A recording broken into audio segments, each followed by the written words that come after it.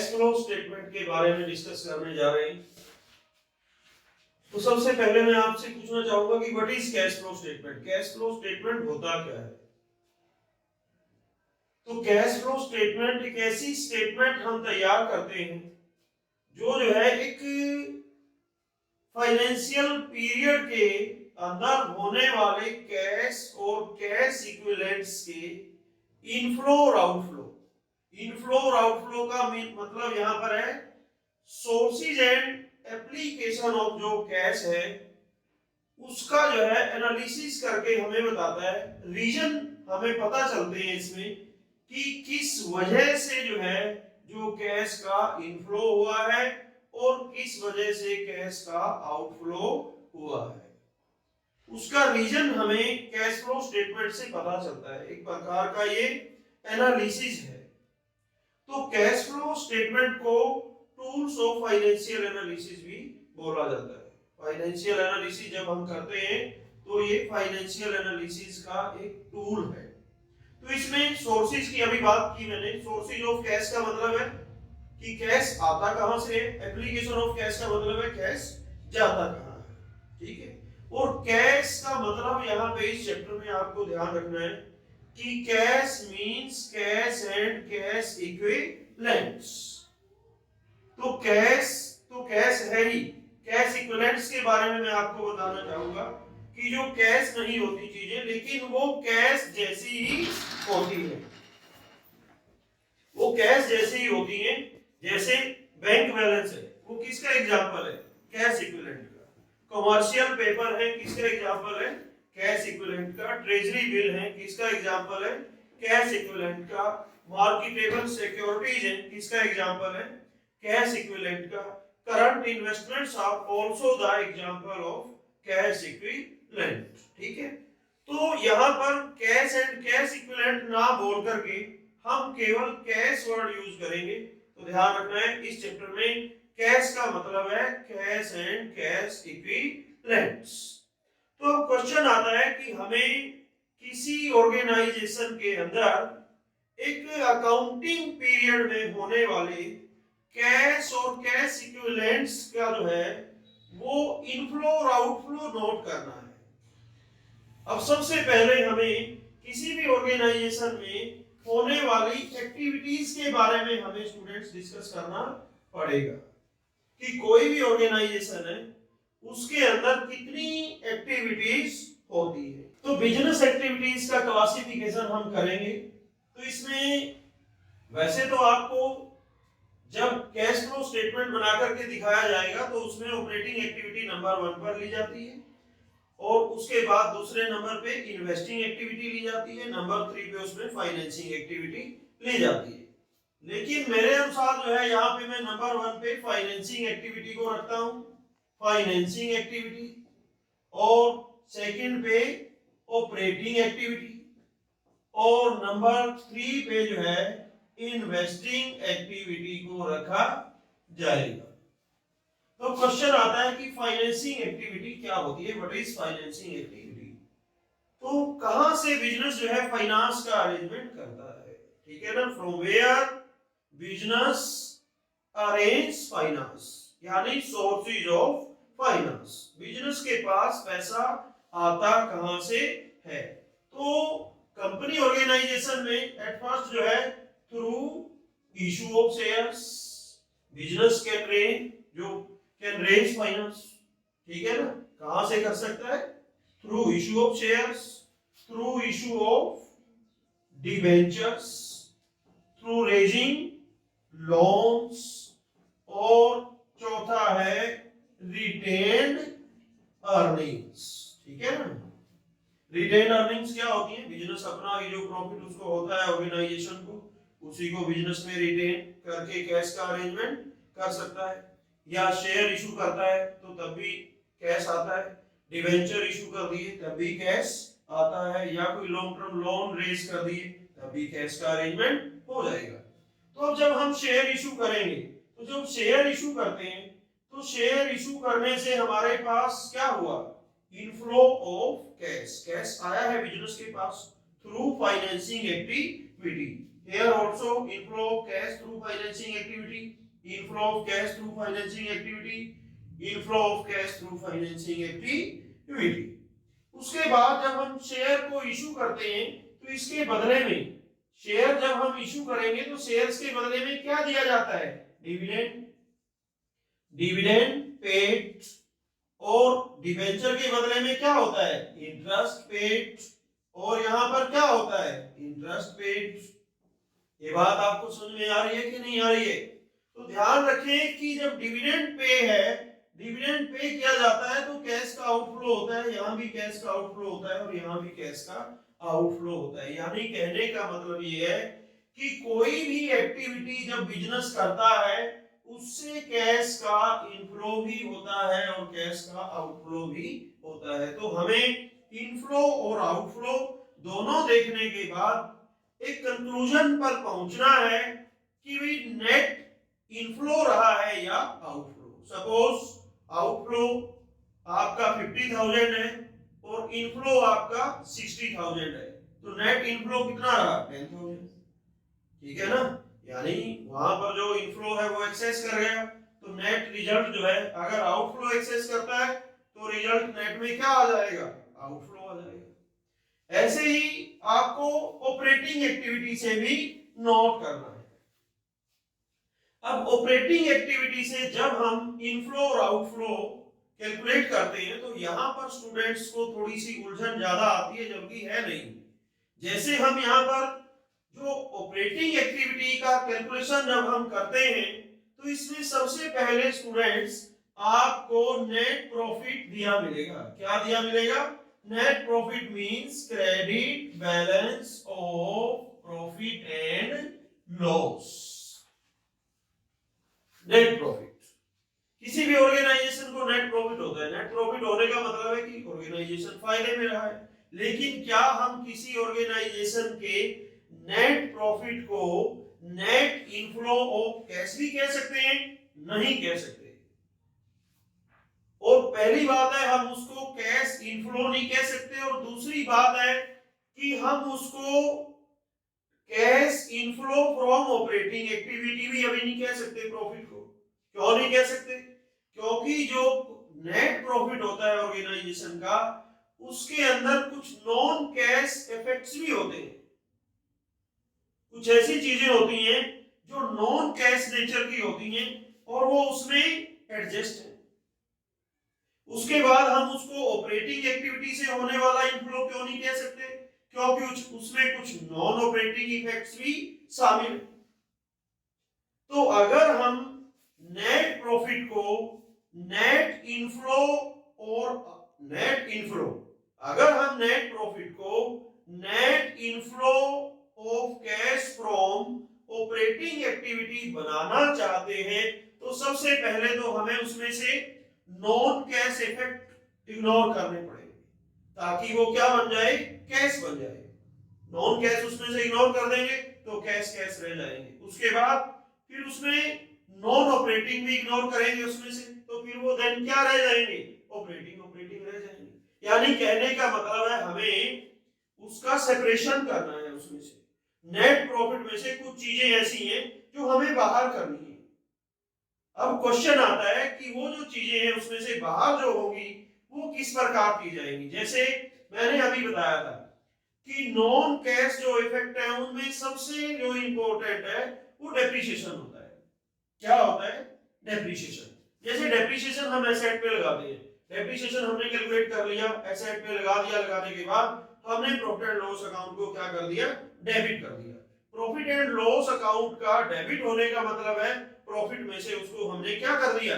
Minus कर दिया। लेकिन वास्तव में तो डेप्रिसिएशन से कोई कैश का आउटफ्लो नहीं होता। जैसे सैलरी पेड, सैलरी पेड क्या होती है? आउटफ्लो ऑफ कैश होता है। हम सैलरी देते हैं, आउटफ्लो हुआ है। ऐसे ही हमने कोई और खर्चा किया तो हमने कैश पेमेंट की है तो वहां कैश का आउटफ्लो हुआ है। लेकिन क्या डेप्रिसिएशन के एवज में हमने कुछ दिया है? कुछ नहीं दिया, कोई आउटफ्लो नहीं हुआ। तो इसलिए नॉन कैश इफेक्ट है। अब नॉन कैश इफेक्ट को प्रॉफिट में से इग्नोर कैसे किया जाए? ध्यान रखें, अगर कोई इफेक्ट प्रॉफिट में से माइनस हो चुका है ऑलरेडी, किसी माइनस वाले आइटम को अगर हम इग्नोर करना चाहते हैं तो वो प्लस करना पड़ेगा। और अगर किसी प्लस वाले आइटम को हम इग्नोर करना चाहते हैं तो वो माइनस करना पड़ेगा। तो इसलिए जो डेप्रिसिएशन है, सबसे पहले डेप्रिसिएशन इसमें क्या हो जाएगा, ऐड हो जाएगा। अब डेप्रिसिएशन से पहले भी मैं प्रॉफिट पे ही डिस्कस करते हैं कि हमें ऑपरेटिंग एक्टिविटी कैलकुलेट करते समय प्रॉफिट कौन सा लेना है। प्रॉफिट कौन सा लेना है, नेट प्रॉफिट बिफोर, कौन सा लेना है भाई, बिफोर इंटरेस्ट एंड टैक्स। ये बात भी ध्यान रखनी है कि हमें कौन सा नेट प्रॉफिट चाहिए, बिफोर इंटरेस्ट एंड टैक्स। तो जब हम नेट प्रॉफिट की कैलकुलेशन यहां करते हैं तो नेट प्रॉफिट में, अब कई बार ऐसा भी होता है स्टूडेंट्स कि आप लोगों को मैं अभी बता रहा हूं कि नेट प्रॉफिट से ऑपरेटिंग एक्टिविटी स्टार्ट होगी, लेकिन आप देखोगे क्वेश्चन में नेट प्रॉफिट तो है ही नहीं। तो अगर नेट प्रॉफिट नहीं है क्वेश्चन में तो हम ऑपरेटिंग एक्टिविटी को कहां से स्टार्ट करेंगे। अगर नेट प्रॉफिट नहीं होगा ना तो वो कहीं ना कहीं आपको छुपा मिलेगा। जैसे नेट प्रॉफिट को credit balance of profit and loss भी कहते हैं। Credit balance of profit and loss का मतलब क्या है, नेट प्रॉफिट। एक्यूमुलेटेड प्रॉफिट्स भी क्या होते हैं, नेट प्रॉफिट ही होता है वो भी। रिटेन्ड अर्निंग्स भी क्या होती है, नेट प्रॉफिट होता है। अगर आपको क्वेश्चन में नेट प्रॉफिट भी नहीं दिया हुआ है, credit balance of profit and loss भी नहीं दिया हुआ है, एक्यूमुलेटेड प्रॉफिट भी नहीं दिया हुआ है, आपको रिटेन अर्निंग का भी कहीं नाम नहीं मिल रहा है, तो फिर आप कहां ढूंढोगे उसको। तो अगला स्टेप आएगा स्टूडेंट्स रिजर्व्स का। किसका आएगा, रिजर्व्स का। कि जो रिजर्व्स क्रिएट करते हैं हम, रिजर्व्स कितने प्रकार के होते हैं, दो प्रकार के, रेवेन्यू रिजर्व और कैपिटल रिजर्व्स। तो जो प्रॉफिट में से रिजर्व्स तैयार होते हैं वो कौन से रिजर्व्स होते हैं स्टूडेंट्स, रेवेन्यू रिजर्व्स। कौन से रिजर्व्स होते हैं, रेवेन्यू रिजर्व्स होते हैं। तो इसलिए रिजर्व्स में आप भी रिजर्व्स को पढ़ोगे, ठीक है ना। तो आपको जो बैलेंस शीट मिलेगी वो 2 वर्षों की मिलेगी, जैसे ये 2017 है और ये 2018 है। अगर आपको यहाँ पर जो रिजर्व्स हैं वो 30,000 के हैं और यहाँ पे रिजर्व 60,000 के हैं, तो ड्यूरिंग द ईयर आपको जो प्रॉफिट है, इसका मतलब है कितना मान के चलेंगे हम, 30 से ये 60 हो गए, तो हमारे पास जो रिजल्ट आया वो क्या आया, ₹30,000। ड्यूरिंग द ईयर जो है, हम जो करंट ईयर का है उसको प्रीवियस ईयर से कंपैरिजन उसका करके, जैसे प्रीवियस ईयर में हमारे रिजर्व कितने के थे, 30,000 के, तो करंट ईयर में वो बढ़ के कितने हो गए, 60,000। इसका मतलब करंट ईयर का जो प्रॉफिट है हमने कितना रिजर्व में ट्रांसफर किया है, 30,000। ये बात आपको ध्यान रहेगी या नहीं रहेगी। तो प्रॉफिट के बाद हमने यहाँ पर जैसे नॉन कैश जो इफेक्ट्स हैं उसको एडजस्ट करना है। जैसे डेप्रिसिएशन को मैंने कहा है कि क्या करना है, ऐड करना है।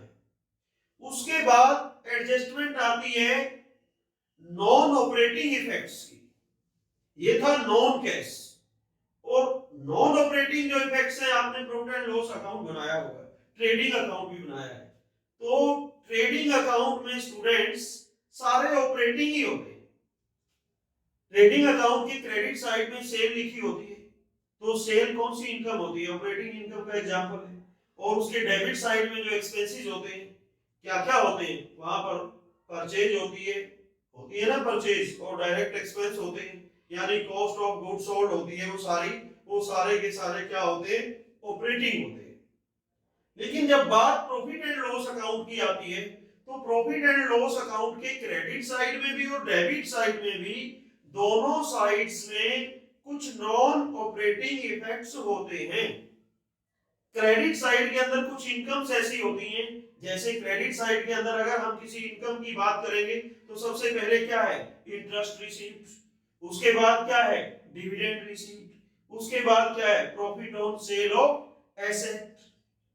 ये सारी चीजें क्या हैं, ये सारी ऐसी इनकम्स हैं। ध्यान रखना स्टूडेंट्स, कमीशन रिसीव्ड और डिस्काउंट रिसीव्ड, कमीशन रिसीव्ड और डिस्काउंट रिसीव्ड भी P&L के क्रेडिट साइड में होता है, पर वो ऑपरेटिंग इफेक्ट होते हैं, नॉन ऑपरेटिंग नहीं। ये बात समझ में आ रही है कि नहीं आ रही है। तो जैसे अब इंटरेस्ट रिसीव्ड है, इंटरेस्ट रिसीव्ड हमने प्रॉफिट एंड लॉस में प्रॉफिट में प्लस कर दिया, तो यहाँ पे उसको क्या करना पड़ेगा, माइनस करना पड़ेगा, ठीक है ना। इंटरेस्ट रिसीव्ड है, दूसरी चीज क्या बताई है मैंने, डिविडेंड रिसीव्ड है, और एक और चीज तीसरी है रेंट रिसीव्ड। रेंट, क्योंकि हमने किसी इन्वेस्टमेंट पे हमारे पास रेंट आया है, तो rent received is also the example of non operating effect. समझ में आ रही है बात कि नहीं आ रही है? पहला इंटरेस्ट रिसीव, दूसरा डिविडेंड रिसीव, तीसरा रेंट रिसीव, चौथा profit on sale of asset. ये चारों प्रॉफिट में ऑलरेडी प्लस है, तो इनको ऑपरेटिंग एक्टिविटी कैलकुलेट करते वक्त क्या कर देंगे? माइनस कर देंगे। इसी प्रकार आपको ध्यान रखना है प्रॉफिट एंड लॉस अकाउंट के डेबिट साइड में। प्रॉफिट एंड लॉस अकाउंट के डेबिट साइड में आपको क्या लिखा मिलेगा? इंटरेस्ट पेड मिलेगा, डिविडेंड पेड मिलेगा, loss on sale of asset मिलेगा। लेकिन ध्यान रखिए स्टूडेंट्स, वहां रेंट पेड भी मिलेगा, वहां रेंट पेड भी मिलेगा, पर रेंट पेड जो है ऑपरेटिंग एक्टिविटी होता है, नॉन ऑपरेटिंग नहीं। ये बात आपको विशेष रूप से ध्यान रखनी है। रेंट रिसीव्ड क्या होता है? नॉन ऑपरेटिंग होता है, लेकिन रेंट पेड क्या होता है? ऑपरेटिंग। कई स्टूडेंट्स जैसे हमने इंटरेस्ट पेड और इंटरेस्ट रिसीव्ड दोनों को नॉन ऑपरेटिंग लिया, डिविडेंड पेड और डिविडेंड रिसीव्ड दोनों को हमने नॉन ऑपरेटिंग लिया है कि नहीं लिया है? लेकिन रेंट में ऐसे नहीं। तो इसलिए पी एंड एल के डेबिट साइड में क्या लिखा होता है?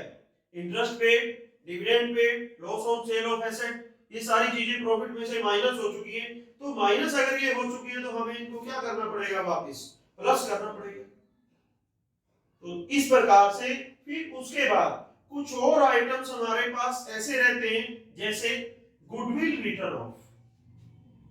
गुडविल रिटर्न ऑफ, पिछले साल हमारी रेपुटेशन मान ले, जैसे देखिए कि पिछले साल हमारी गुडविल जो है वो 60,000 थी, लेकिन 2018 में वो 40,000 हो गई। तो देखिए आप कि 60 से 40 होना क्या हुआ? राइट ऑफ हो गई गुडविल। लेकिन क्या गुडविल के राइट ऑफ होने से 20,000 हमने मान लिया कम हो गए, लेकिन क्या इससे कैश का कोई आउटफ्लो हुआ है? नहीं हुआ है। ठीक है ना? गुडविल का राइट ऑफ होना, उसके बाद रिटर्न ऑफ किसका होना? प्रिलिमिनरी एक्सपेंसेस का। प्रिलिमिनरी एक्सपेंसेस अगर कोई दिया है, प्रिलिमिनरी एक्सपेंसेस का मतलब होता है स्टूडेंट्स प्रारंभिक व्यय। प्रारंभिक व्यय किसको कहते हैं? कंपनी ऑर्गेनाइजेशन की stages, stages of formation of company organisation आपने +1 में पढ़ा है। तो फर्स्ट जो स्टेज होती है वो प्रमोशन स्टेज होती है। तो प्रमोशनल जो स्टेज है उसमें होने वाले जितने भी खर्चे स्टूडेंट्स होते हैं वो सारे किस में आते हैं? प्रिलिमिनरी एक्सपेंसेस में आते हैं। कई बार स्टूडेंट्स जैसे कई बार तो उनको पर्टिकुलर प्रिलिमिनरी के नाम से एक्सपेंस लिखा मिलेगा, लेकिन कई बार ऐसा होता है कि प्रिलिमिनरी वर्ड यूज करने की बजाय उन्होंने वर्ड यूज कर दिया शेयर इशू एक्सपेंसेस, या कमीशन टू अंडरराइटर्स, या अंडरराइटिंग कमीशन, या रजिस्ट्रेशन फीस। ये बातें समझ में आ रही है कि नहीं आ रही है? या रेम्युनरेशन टू प्रोमोटर्स, प्रोमोटर्स को दिया गया पैसा। तो ये सारी चीजें क्या है? ये सारी चीजें किसमें आती हैं? प्रिलिमिनरी एक्सपेंसेस में आती हैं। तो प्रिलिमिनरी एक्सपेंसेस अगर राइट ऑफ होते हैं तो उनका जो रिटर्न ऑफ, मान लिया यहाँ पर प्रिलिमिनरी एक्सपेंसेस 20,000 है, यहाँ पर 15,000 है, तो कितने राइट ऑफ हुए? 5,000। कितने राइट ऑफ हुए? 5,000। तो वो 5,000 जो है, जो आपकी ऑपरेटिंग एक्टिविटी है उसमें क्या कर दिए जाएंगे? ऐड कर दिए जाएंगे। ठीक है ना? Transfer to reserve, transfer to reserve तो हमने प्रॉफिट में ही उसको कैलकुलेट करते समय प्रॉफिट में ही शामिल कर दिया। अदरवाइज तो ध्यान रखने वाली बात होती है transfer to reserve, goodwill written off, preliminary expenses written off. ये सारी चीजें आपको ध्यान रखनी है। उसके बाद एक चीज और है स्टूडेंट, ये जैसे इसके अंदर अभी हमने ऐड होने वाली चीजें बताई हैं, तो इसके साथ माइनस होने वाली चीजें भी हम साथ साथ बता रहे हैं कि जैसे मैंने आपको बताया था कि जो profit on sale of asset है, या इंटरेस्ट रिसीव्ड है, ठीक है ना, या डिविडेंड रिसीव्ड है, वो इस एक्टिविटी को कैलकुलेट करते हुए हम माइनस करेंगे। यानी जो चीजें प्रॉफिट में प्लस है वो माइनस हो जाएगी, जो माइनस है वो प्लस हो जाएगी। ये बात आपको ध्यान रखनी है। तो ऐसा करने से हमारे पास जो आएगा वो क्या आएगा? वो आएगा इनफ्लो ऑफ कैश। क्या आएगा स्टूडेंट्स? ऐसा करने से हमारे पास जो आएगा वो आएगा inflow of cash from operating before working capital change. Before working capital change. Working capital change से पहले का हमारे पास क्या आ गया? इनफ्लो आ गया। कौन सी एक्टिविटी से आ गया? ऑपरेटिंग एक्टिविटी से। अब वर्किंग कैपिटल चेंज में स्टूडेंट्स क्या आएगा? वर्किंग कैपिटल बराबर किसके होती है? Current assets minus current liabilities. यानी वर्किंग कैपिटल के अंदर क्या क्या चीजें शामिल होती हैं? करंट एसेट्स शामिल होती हैं, करंट लायबिलिटीज शामिल होती हैं। अब करंट एसेट्स की बात करें हम तो ध्यान रखें कि करंट एसेट्स में तो कैश भी होता है, लेकिन कैश उसमें नहीं आएगा, क्योंकि cash is the example of cash equivalence. ये बात समझ में आ गई? बैंक ओवरड्राफ्ट में नहीं आएगा उसमें, ध्यान रखना है। बैंक ओवरड्राफ्ट किसमें लिया जाएगा? जो नया शेड्यूल आया है अकाउंटिंग का, रिवाइज जो स्टैंडर्ड है, उसके मुताबिक जो बैंक ओवरड्राफ्ट है उसको फाइनेंसिंग एक्टिविटी में लिया जाएगा। ये ध्यान रखना है आपको। बैंक ओवरड्राफ्ट जो है उसको कहां कंसीडर किया जाएगा? फाइनेंसिंग एक्टिविटी में कंसीडर किया जाएगा। ध्यान रखनी है बात, छोटी सी बात है। चलिए, उसके बाद जो आपके पास करंट एसेट्स बची वो क्या बची? स्टॉक आपके पास बचा है, आपके पास करंट एसेट्स में डेटर्स बचे हैं, आपके पास बिल्स रिसीवेबल्स बचे हैं। इसी प्रकार से आपके पास अदर जो करंट एसेट्स हैं वो बची हैं। तो करंट एसेट्स इसी प्रकार करंट लायबिलिटीज बची हैं। करंट लायबिलिटीज में क्रेडिटर्स आपके पास है, बिल्स पेबल्स आपके पास है, ठीक है ना? ये सारी चीजें करंट लायबिलिटी में आउटस्टैंडिंग एक्सपेंसेस आपको दिए मिलेंगे करंट लायबिलिटीज के अंदर। तो ध्यान रखना है कि जो वर्किंग कैपिटल के जो इफेक्ट हैं वो यहाँ पर ऐड भी होने हैं और लेस भी होने हैं। अब ऐड क्या होगा? Decrease in current assets. अगर करंट एसेट डिक्रीज होती है तो वो इसमें क्या हो जाएगी? ऐड हो जाएगी। और अगर कोई इंक्रीज इन करंट लायबिलिटीज, यानी करंट एसेट्स का डिक्रीज होना और करंट लायबिलिटी का इंक्रीज होना, वो दोनों इसमें क्या हो जाएंगे? प्लस। और लेस इसमें रिवर्स इफेक्ट लेस हो जाएगा। जैसे ये डिक्रीज इन करंट एसेट है तो यहाँ क्या आ जाएगा? Increase in current asset. ये इंक्रीज इन करंट लायबिलिटी है, यहाँ क्या आ जाएगा? Decrease in current liabilities.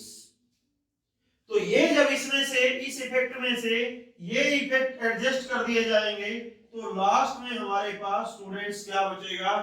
Net inflow और outflow of cash and cash equivalents from operating activities. तो इस प्रकार से हमें ऑपरेटिंग एक्टिविटी से कैश और कैश इक्विवेलेंट्स का जो है इनफ्लो और आउटफ्लो हमें कैलकुलेट करना है। इसी प्रकार हमारे पास अब नंबर 3 पे कौन सी एक्टिविटी आई है? Investing activity. इन्वेस्टिंग एक्टिविटी को मैं बच्चों को अक्सर समझाया करता हूं कि इन्वेस्टमेंट का मतलब क्या है। इन्वेस्टमेंट का मतलब है कि हम अपना कमाया हुआ पैसा कहीं बाहर इन्वेस्ट कर रहे हैं। जब हम बाहर इन्वेस्ट करते हैं तो इसका मतलब है कोई एसेट परचेज ऑफ एसेट।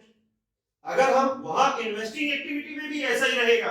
कोई भी एक्टिविटी जो बिजनेस करता है उसमें या तो कैश का इनफ्लो होता है और या कैश का आउटफ्लो होता है।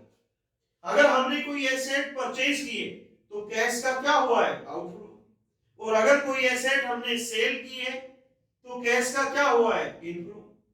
समझ में आ रही है बात कि नहीं आ रही है? ऐसे ही जब बिजनेस लोन रेज करता है, रेजिंग लोन का मतलब होता है बिजनेस ने लोन लिया है, और एडवांसिंग लोन का मतलब होता है बिजनेस ने लोन दिया है। अगर हम लोन एडवांस करते हैं, देते हैं, तो वो इन्वेस्टिंग एक्टिविटी है स्टूडेंट्स, ठीक है ना? बिजनेस क्या कर सकता है? किसी एसेट को परचेज कर सकता है, किसी एसेट को सेल कर सकता है, लोन किसी को दे सकता है, किसी कंपनी के शेयर परचेज कर सकता है और किसी कंपनी के डिबेंचर परचेज कर सकता है। समझ में आ रही है बातें कि नहीं आ रही है? ये सारी एक्टिविटीज बिजनेस इन्वेस्टिंग के रूप में कर सकता है, ठीक है? तो जब उसने एसेट को परचेज किया, कैश का आउटफ्लो हुआ, एसेट को सेल किया, कैश का इनफ्लो हुआ, किसी कंपनी के शेयर परचेज किए, कैश का क्या हुआ? आउटफ्लो हुआ। समझ में आ रही है कि नहीं आ रही है? कैश का आउटफ्लो हुआ, किसी डिवेंचर खरीदे हैं, कैश का आउटफ्लो हुआ है, किसी को लोन दिया है, कैश का आउटफ्लो हुआ है। तो जब कैश का आउटफ्लो हो रहा है तो इनफ्लो कहां से होगा? अब जो हमने किसी कंपनी के शेयर खरीदे, तो शेयर खरीदे हैं तो वो हमें उसके बदले में क्या मिलेगा? Dividend received. डिवेंचर खरीदे हैं तो इंटरेस्ट रिसीव्ड, किसी को लोन दिया है तो इंटरेस्ट रिसीव्ड, अगर कोई बिल्डिंग खरीदी है तो उसका क्या आएगा? Rent received. तो ये सारे किसके एग्जांपल हैं? इन्वेस्टिंग एक्टिविटी के एग्जांपल हैं। तो नाउ स्टूडेंट्स, हम जो है इन एक्टिविटीज को अब वन बाय वन करके अच्छे से डिस्कस करेंगे। तो सबसे पहला हमारा जो डिस्कशन रहेगा वो किस पे रहेगा? ऑपरेटिंग एक्टिविटी पे। तो नेक्स्ट जो लेक्चर हमारा रहेगा उसमें हम जो है ऑपरेटिंग एक्टिविटी पे जो है न्यूमेरिकल्स को डिस्कस करेंगे। आज का जो लेक्चर है हमारा वो यही ऑफ होता है। Thank you.